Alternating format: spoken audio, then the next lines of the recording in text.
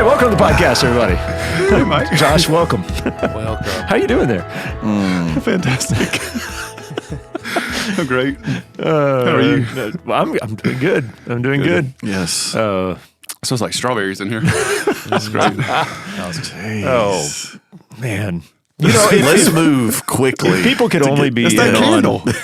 If people could only be Strawberry-flavored in candle. on our pre-podcast conversations. Most of them. we would all be working at thankful. Walmart. Bagging Thankful you hadn't groceries. been here for this Gospel one. conversations. Let's go. That's right. All right, I'm good. I'm locked in. Oh, yeah, good. All right, great. So, hey, it was a great day yesterday. It was a good day. Yeah? It was cold yesterday. Like, I was happy for the Outside or inside? both. You know, I heard inside was cold, but I experienced outside being cold. So, yeah. It was It For was some cold. other people. It was, it was very cold. And it's cold today. It's still cold. Yes. But not in this room. Not Very in this thankful. room, we're good, yeah. Thank you, Thomas Starr. Yeah. So, don't even. Okay. Wanna Well, jump in? Ecclesiastes. We're just going to jump into Ecclesiastes today. So, we're in chapter 8. That is the shortest pregame we've ever had. That was by far. By I mean, far. really brief. Let's go. By far. I'm good. I'm Yeah. not going to stop it. Let's keep the train going. My good. face hurts because I've smiled and laughed so hard.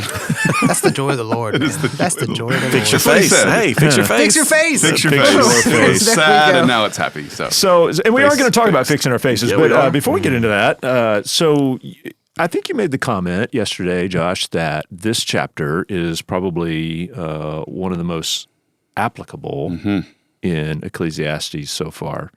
yeah. So why is that for you? Well, I think it can be, right? So all of these can be, and it all depends on where you are in life and kind of the things that you're going through. So here is essentially Solomon is making an argument for how do we as God's people navigate in a world that feels like the authority above us has a lot of injustice at its disposal, and then it is given to or exercised on those who are under the authority, right? So, and again, I said this in the beginning. I want to make clear on the podcast again. It's not a political podcast. It's not a political sermon. It's not a political text.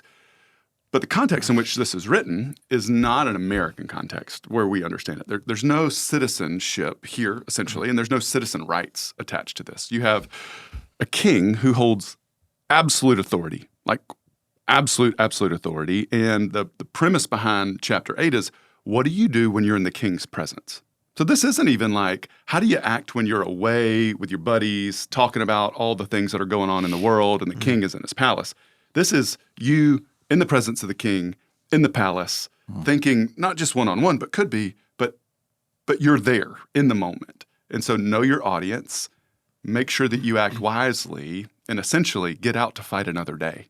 And so if you find yourself being questioned by a king who you don't know how it's going to go, think Esther. Right, so I think when I read this, I think Esther's in view. Right, so you have Xerxes, who is a Babylonian king, and you have Esther, who is a Jewish woman, finding herself in the king's presence. And every time she addresses, knowing she holds power, she's beautiful, she has God's hand, a favor on her, but she is still, oh my king, oh dear king, let me speak to you, like submitting herself completely to the authority of the king, and in some ways using that to exact. God, we okay over there? Sorry. Chase just fell off his stool. He was so overwhelmed by the truth. That's Oh, right, yes. by the truth. Yeah. And so to exact God's will on the people. And so there's a way in which wisdom allows us to act when we are under authority that we may or may not agree with. And this is a lot to do with chapter 8. Yeah, I think Esther's a really helpful picture. We pulled that up in our life group time too. The way she did it, but also the way she didn't do. That's You right. know, the things that she didn't do that we feel so passionate about wanting to do today in ways that are just not healthy. Yeah. What she did was a pretty good model. I think, And for then you have this the other message. guy, Haman, who of course, you know, we hate that guy. But he was the guy who was so arrogant in the king's presence in the end, and he died. Right. Merely because he acted a fool. And the king said, you're going to die. Yeah. That's the authority that when Solomon is speaking about the king's authority, that's what he's saying. He holds life and death in a single word, so measure your words appropriately.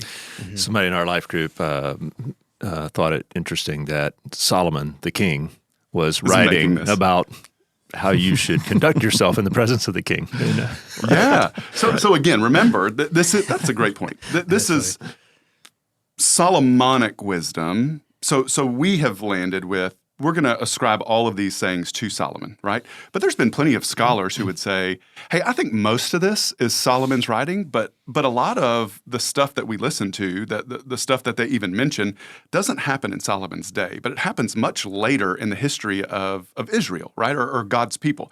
And so what they're saying is they're taking Solomon wisdom or Solomonic wisdom, and they're stretching it over the history of God's people and applying it in different circumstances.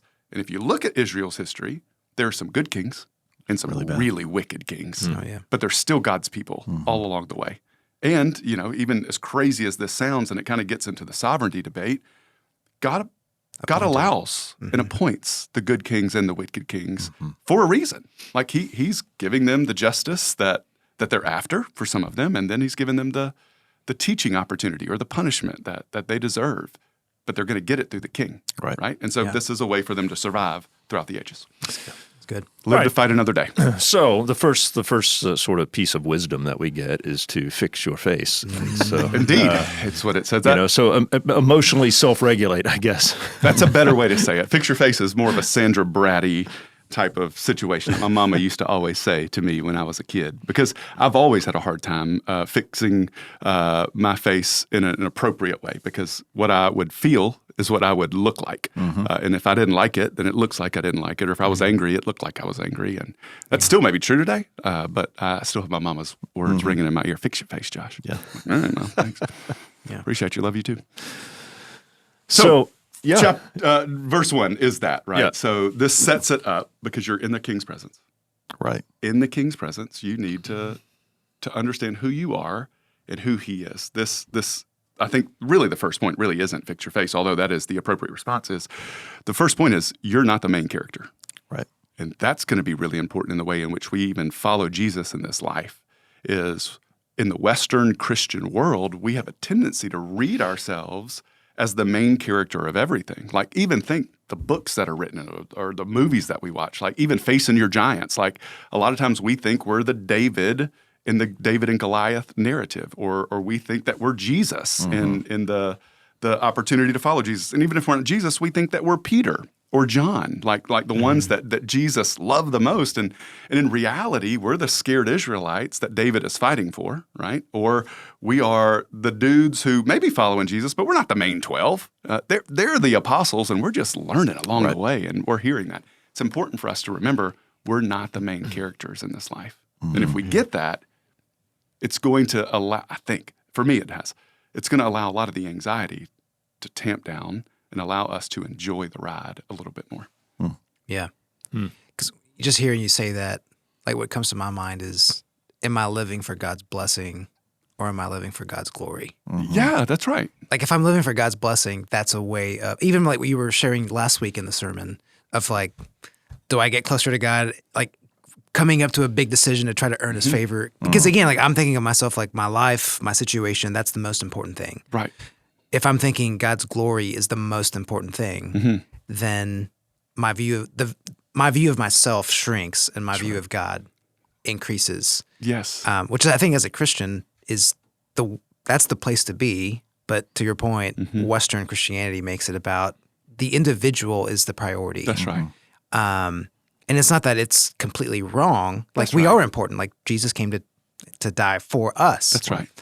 But ultimately, the Christian life is about the expansion of the kingdom and God's glory. And so if we kind of inflate our role, that's right. I think it can cause us to be in a sticky situation. I have the wrong mindset. I know it has for me. Because I find myself, again, like we talked about it last week, like when I think I am the main character and something threatens that, I get nervous and I start to spiral. And the problem with that is everything threatens that. Because that's not true. I'm not the main character. But even still, like let me walk through this just a little bit. Like whenever I think about Old Testament and how I have grown up reading myself into it. To be fair, this isn't what seminary taught me to do. This isn't necessarily what my pastor growing up said. You're the main character. I think it's just the way that we are as, we'll say Western Christianity, but maybe it's even more specific to Baptist. And again, I love being a Baptist or an evangelical. But even other denominations, I think, see themselves as a whole, and we see ourselves more than often than not as the individual. And that's just kind of, Jesus came to save me. Jesus loves me. I'm going to go to heaven when I die. Everything is so individualized in a lot of our versions of Christianity, as opposed to Christ came for us. Christ died for us that we may go and tell the world that Christ is the King and his kingdom is the way, right? So there's that. But when I start to read the Bible, I think my theology can even begin to go sideways, because I think what is more sinister, it's not a complete denial of what the Bible says, but it's a remaking in my own image. So I'll read things like, well, Jesus healed the sick, and Jesus raised the dead, or Jesus answered the prayers, or Jesus manifested and shown himself in some way, form, or fashion. And I'll think, because he did that to them, he has to do it to me. But if you read the history with timelines included, God is good, and he did manifest, he did heal, he did work in extraordinary ways. But in the history that we have in the glimpse, it is blips on a very long and drawn-out map. And there are generations who didn't see the glory of God in the way that some did. They didn't experience the healing the way and some did. For by and large, the most part of people who claim to follow Jesus or who are part of the family of God, they didn't see the extraordinary. They just lived in the ordinary. But the way I read myself into it, I think I should live in the extraordinary every single day. And when I don't, I think something's wrong. Yeah. And that's where I think that reading, that poor reading to make myself the main character, to make it all about me, I can get so far off and think, well, I'm not hearing from God because I hadn't had this extraordinary moment. What if life was ordinary? What if Jesus calls us to follow him in the ordinary?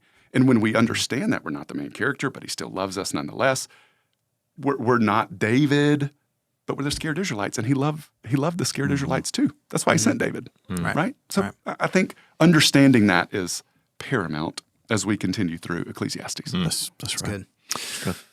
All right, so I want to move on to, I think, something that, as I sort of interacted with people after the service yesterday and after life groups, like I heard this come up a lot in a lot of life groups, and it really kind of circles around this idea of, all of us find ourselves under authority in some way, and but I think a lot of people in people's minds was governmental authority, and so. What's the difference, or where do we draw the line, I guess, between wise submission, or submission to authority, which is a biblical mandate? I mean, we see it in the New Testament where we're told, submit to authority. But also the, wise submission, but then also not compromising our values or compromising even what God has commanded of us. Right. So to hear the question in my simple mind is, when do we know to stand up or when do we know to shut up? Yeah. That was a much That's faster and more efficient way of saying it. That's picayune right there. That's picayune. That's Bourbon County, man. We standing up or shutting up. That's right. And sometimes that's a thing. So I'll give the scripture and then we can debate it, okay? Because I think it is up for debate is a strong word. We can contextualize it, okay? So verse 5 says this: whoever keeps a command will know no evil thing, and the wise heart will know the proper time and the just way. So Solomon, he's giving room for, there is time to fight, but know the fight that you're getting into. That's right. Because again, remember, this isn't in the context of you're a citizen of the United States and you don't agree what your federal government is doing, so should I go out and protest or should I not? Should I run for political office to challenge those? That's not what is in view here. This is, there is something that is so unjust that is standing before you, and you know that potentially you speaking a word out against it can cost you your life. Is it worth it? Right. Yeah. And if again, this brings all of it into understanding, or at least a sobering wisdom. Let's say, for example, the man of the house, and let's say, are we going to stand up or shut up? Is your objection worth potentially you dying and now your wife and children falling into ruin because you were just so adamant about saying this one word against the authority that's over you? Like this is what's in view here, right? So not necessarily American politics or citizenship, although there's some wisdom to it. Now with that, let's get into American politics and citizenship. How do we know when we should stand up and shut up? What would you say? Man, as I kind of think through it and even try to personalize it, I think it's disingenuous of me and easier for me to say, I'm going to go protest, whatever cause. Sure. But the protest is the only thing I'm willing to do. If I'm not willing to put finances towards a cause, if I'm not willing to welcome someone into my home, then protest is actually the easiest thing to do. It's easy to be mad. Put on a mask. It's easy, especially in social media days. Go to the protest, snap a selfie, put it on my story. I stand for this cause, and then go live the rest of my life in no way affected by the cause. That's right. And so I think, and this came up in our life group, of the early church lived under a hostile, completely anti-Christian, government. And so what the early church did was they just lived out Christian values. So instead of saying, we're going to demand and protest that we take care of the poor, or that children are viewed as like valuable, or that we're going to promote marriage in the Christian way, they just lived out Christian lives, and they took care of the poor, and they took care of the sick, sometimes to their own, like when there were plagues that ravaged the Roman Empire in the first couple centuries, they put themselves on the line and even died caring for the sick. That's right. And so that came up in our life group of, in my sphere of influence, what is the change that I can do? Right. And I think it probably will see a bigger impact if we just say, in my sphere of influence, God, who have you put in front of me? What can I do? And if more of us did that collectively, it actually would be a pretty massive influence, as opposed to just, we're going to go straight to the top and say, the government is responsible for fixing it. We're going to cry out for that. Let's go.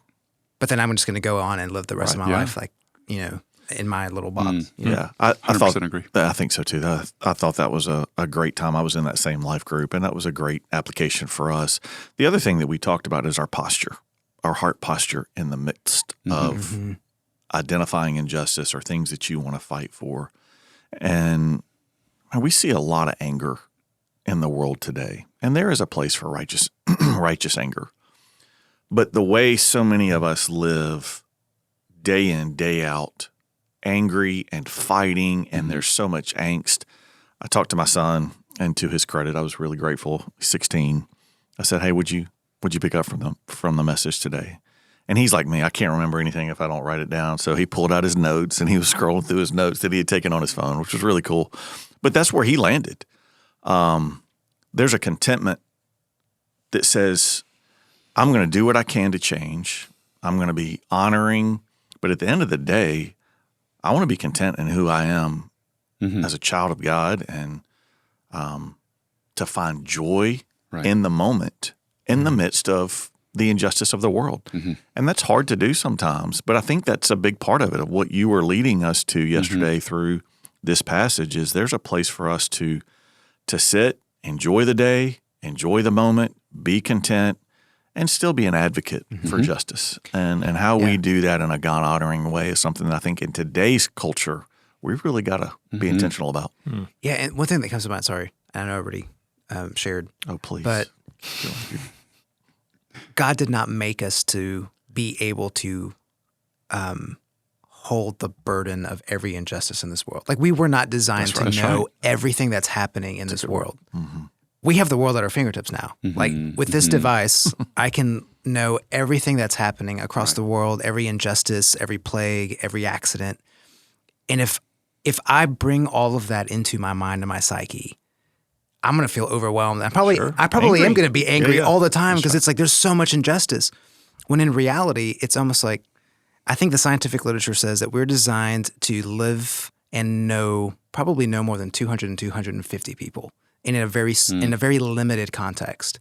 Because anything above that, we just become overwhelmed with. There's so much hurt, there's so much pain. That's good. And God was like, I never designed you to carry the pressures of this world. Like, I have that. This is where I placed you. And so I think there's some wisdom to, sometimes it's better not to become so overwhelmed with everything that's happening, and just pay attention to God. Okay, you've placed me here Where's my at platform? this time. These are the people you've brought into my life. How can I be your hands and feet in this place? And then praying for that, God, you got the rest of it. Like I can't hold on to it. But that might be an antidote to the anger. Because, man, when you tune into the news, whatever news you watch, wherever you get, or if you're on X and you see everything that's happening worldwide, it's like, it's so overwhelming. Yeah. And I think maybe that's part of the reason anger or anxiety or depression, it's just so overwhelming. Yeah. And we were just Keeps you never elevated. designed for holding all that in. Right. You know what I mean? That's certainly going to be the default if we're not careful. And I think, Mark, back to your point, is that way to consciously understand contentment, that amidst, if you want to be angry, you can be angry at anything. Like it takes 3 There's seconds plenty. to look at something. Like the pool to draw from is deep, That's my right. brother. Yep. But if we can learn that no matter what situation we're in, we can be content in that moment, there's something beautiful about that. And even still, like if I'm thinking through Scripture and the truth of God, like 23rd Psalm, like is a picture of that with the second part of it, right? So you prepare a table before me in the presence of my enemy. You anoint my head with oil and my cup overflows. Surely goodness and mercy shall follow me all the days of my life, and I shall dwell in the house of the Lord forever. And it's in that moment that there is chaos. That's the picture, chaos. And they're enemies, and they're shouting, and they're angry, and it's all of those things. But right now I'm at the table of the Lord, Right. and I don't have to worry about them. And I don't have to go back out there Right. because I get to be here. And right here is anointing. Right here is wine. Right here is food. Right here is presence of my King. I'm safe here. I don't have, and somebody may argue, well, you need to get back up. I need to be right here. And when he tells me to go, I'll go because he'll lead me. If it's green pastures, I'll go. If it's still waters, if it's the valley of the shadow, I'll go. But I'm not going to go without him. Yeah. Like that's the picture, I think, as Christians. Yeah, right. When we view ourselves as the main character, it's our duty. Yes. I'm the Jesus character. I'm the one who is going to exact righteousness and revenge in this world. No. Right. Right. Dude, we are the lost and scared sheep. Yeah. Don't and then we get outraged whenever the sheep goes out there to fight the wolves and the wolf destroys the sheep. Because the shepherd wasn't with What them. did you think, sheep? Let your shepherd fight for you, not you. Right. And I think that's the wisdom. The wise heart will know the proper time, and it'll know the just way. Yeah. So trust Christ, trust God in His sovereignty. You may not understand it, but you don't have to. Just sit Yeah. down. So can I just Yeah. play?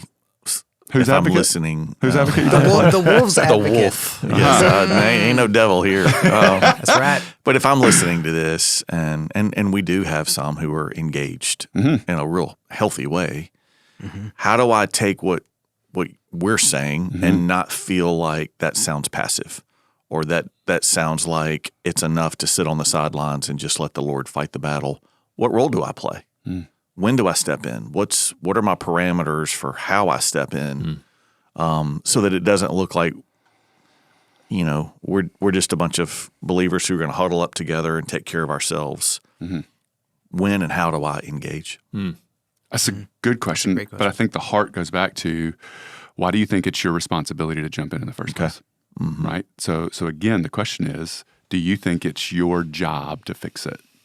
Like, is it, because again, I think we blur the lines of our Christian responsibility and our desire to be the main character. Right. Right? And I think as we come to Christ, we have to die to ourself. And that's not just the sinful side of us, the dark stuff that we don't like to talk about. It's also the righteous stuff, that thing that we really like side of us, the go-getters, the entrepreneurial spirit, the Avenger side of us. That's why we like the Marvel movies, man. We're not we the do. scared person, dude. I am Iron Man, right? I am all those things. I'm Captain America. Yeah, but I think that's the tension we've got to wrestle with, and that's why we have, in my opinion, we need the church and we need the wisdom of the whole, because the wisdom of the person is, especially us, the American person, the redneck.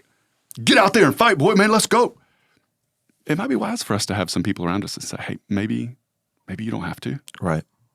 And you ask the question, how do we know when we should just leave it for Jesus to actually do what he said? And he says, vengeance is mine. Maybe you'll never know until you you fight against your urge to fix it and let him. And the reason we've never seen that before is because we've never let him. I'm not advocating that there's never a time that we step in. There's times in Scripture that has been true. And, That's right. And people have died accordingly. Like I think of Stephen standing up. Now, he didn't fight. He didn't pick up the sword and fight. He was just preaching. But he stood up and he wasn't backing down. Right. He could have said, no, I'm going to let somebody else preach. I'm going to let the Lord preach from heaven. Is it appropriate to acknowledge that martyrs all over the world, when you look at, there are people today dying for their faith.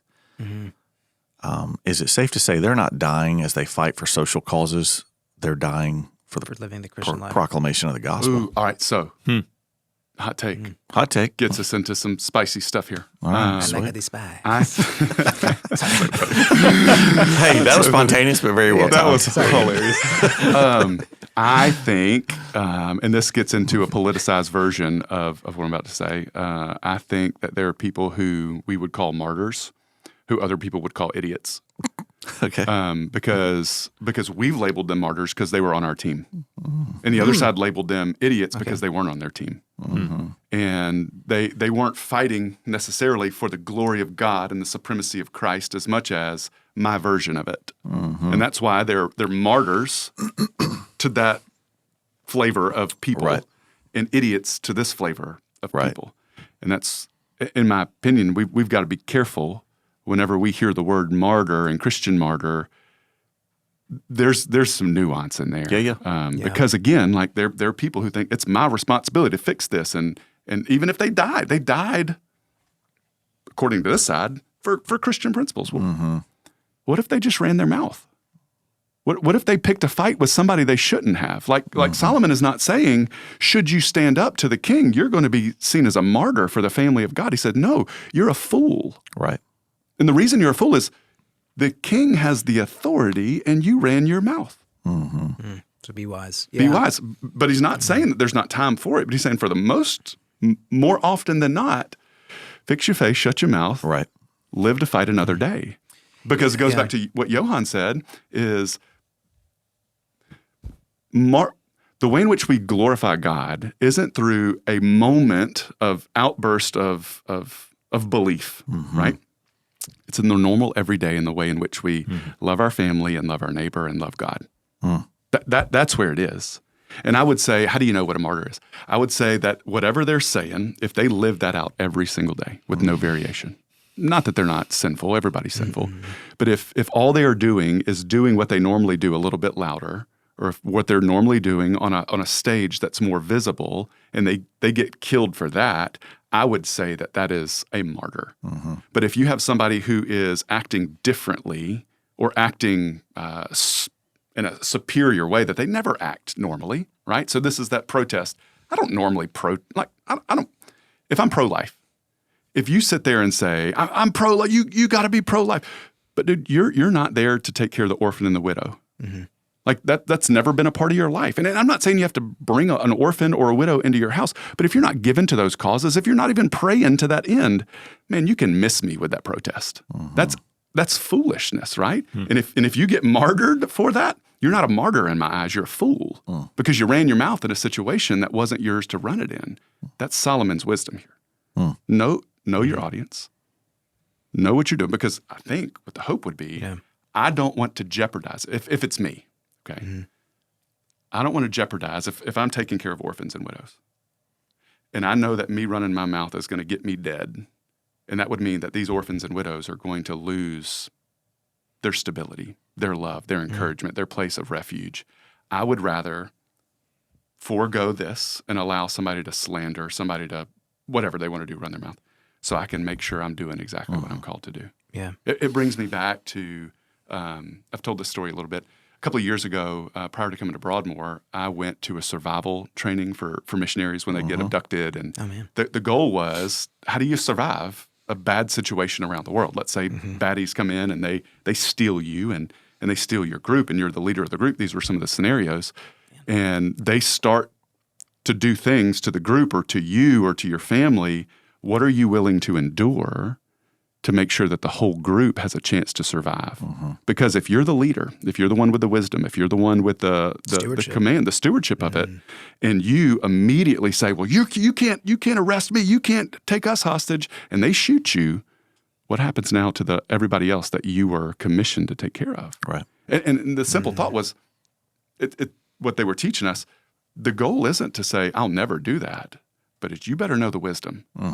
That the moment you do that and the moment you get dead, you have now jeopardized the other 15 of your group. And so we have to measure what we are willing to endure. Yeah. For the moment of outrage, like anger, sure. But man, my goal is this group. Right. My goal is to care and to love for this group. Well, and to answer your question, almost from a holistic and systemic way of thinking. Like, I don't know why, but the first thing that came to my mind, like, if I was writing a paper on how does a Christian deal with injustice in the world, I think the core of, even before getting to the practical, is recognizing that this world will never be fixed. That's good. This world is place. broken. That's right. It does not matter what leader, what political party, what nation, every government will be corrupt because man is corrupt. And apart from Jesus triumphantly coming back in the second coming, this world will never be fixed. It will never be fixed. And so I think Christians would be better served, instead of thinking, I'm going to fix the problem, is I'm gonna serve and minister to the hurting. That's good. That's the wisdom of 8. Because like Mother Teresa comes to mind. Dude, that's what I was just thinking. Look at y'all, Mother Teresa. Navigators. Let's go, navigators. But just the idea of her main focus was not enact social change to rescue. It's, I'm just going to take care of the hurting. And that's how I'm going to minister to them. And again, taking the template from our church fathers in the early church, the goal was not to overthrow Rome. The goal was just, how do we love all the people that Rome discards? Children, women, marriages, everything. We're going to step in and we're just going to love them, and we're going to model what Christian living is actually like. And for some, they died in the Colosseum, not from mouthing off to Nero, just for belief. That's right. And so to go back to the specific question, I mean, how do you know? It's like, well, what's the charge? When you get taken to the gallows, what's the charge? If the charge is, well, you ran your mouth. Right. Maybe a martyr, maybe not. I don't know. Context will tell. Right. If it's just like, you believe in Jesus, and we don't allow that, you're done. Then it's like, that's probably a martyr. That's good word. Or that is a martyr. That is a martyr. The other, maybe not. Right. But I think it is important. And I think the wisdom is, when do we step in? When God presents opportunity.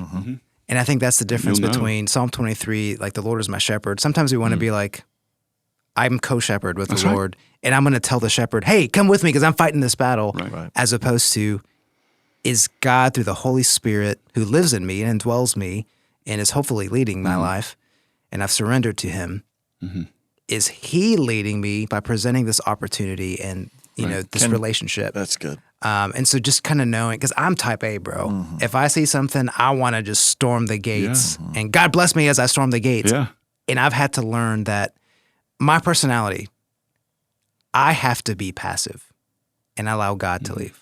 Now, other personalities, you might have the opposite. You're way more passive than I am. Yeah, need to so step maybe up you a have little to bit. step up and be like, I'm going to be bold. For me and for people, I think with my wiring, it's actually, I'm going to take my hand off the reins.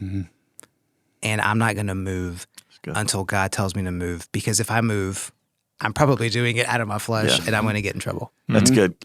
I'm going to bounce off of that and just make an observation. We have people in our church who have surrendered to the Lord.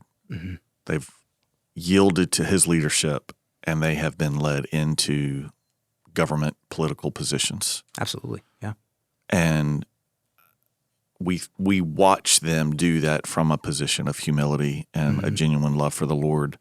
And I just want to affirm that we're not saying No. they're right. There are right ways to go about it. There's 100%. There's high value in their leadership and their role, and we celebrate that. We And need more we appreciate elected that. Like one guy that comes to mind, we served together previously in Texas, Scott Carter, Secretary of HUD, where it's like, bro, that dude just prays, and you're just like, man. Yeah. And so God has elevated him to that position of, dude, you're serving on the cabinet. He's opened doors for them to step and into that every time he opens his mouth, whether it's a Senate confirmation hearing or anything else, bro is talking about Jesus all the time and his, God's kingdom and all. And I think those are the situations where like, hey, God opened that door. That's right. And go live for Jesus. And so, yeah, whether that's at the state, local, national level, like absolutely go for it. Yeah. So we're out of time, but It's a great podcast. hey, as we wrap up, Josh, I'll leave it with you. If for anyone listening or watching, and they listened to the message this past week, if they could walk away with any one thing that you would want to leave them with, what would that be? That's good. Yeah, I think in this life, to Johann's point, it's never going to be fixed here. Like this side under the sun, it's all hevel. That's what chapters 1 and 2 were about of Ecclesiastes, right? But that doesn't mean we can't not only survive, but we should be able to thrive. And the way that we do that is to enjoy the moment that the Lord has given us. The only thing that we control is right now. The only thing that we can appreciate is right now. And so Solomon, or the Solomonic wisdom, keeps giving us the picture of food, drink, and job. And this week it was food, drink, and joy. But the whole premise being whatever's in front of us, the most simple of things, the thing that's there multiple times a day, enjoy that thing. So, we use illustration, whether that is food and drink, or if that's family, or if that's your job, or if that's your vehicle or the house. It's not the version that you want. It's not what you've been dreaming for or fantasizing about, or even the nostalgia of what you used to have right in front of you. Like I think I hear people say that even in hard situations, like I have a friend who's going through chemo treatments, and they would say that they've learned, certainly not what they would have prayed for or even desire, but even when they're hooked up to the chemo treatment and they're having to sit in the doctor's office for a long time, they say, I can feel the pain right now. And I can be joyful that I can feel that because my body is working and the Lord is near to me, and I see this person right there, and I can pray for them, and I can encourage this doctor to keep going. And it's that mindset. It's that mindset in the midst of absolute chaos. This is not what we prayed for. 6 months ago, you would have never convinced me that this was going to happen. But I can enjoy this moment no matter what. And I think that is the wisdom that Solomon gives us in this life. If you want a non-smoky existence, enjoy the moment right now. That's great. It's good. Unless you're smoking meat, then Unless you you are want to enjoy a smoking. smoky existence. We can't go a podcast without talking about Chase smoking got meat. up on his stool off the want the floor blue smoke. and has left us with that deep Glad to have you thought back. about smoked meat. Hey, great conversation as always. And so thank you guys. Love doing life with you. guys.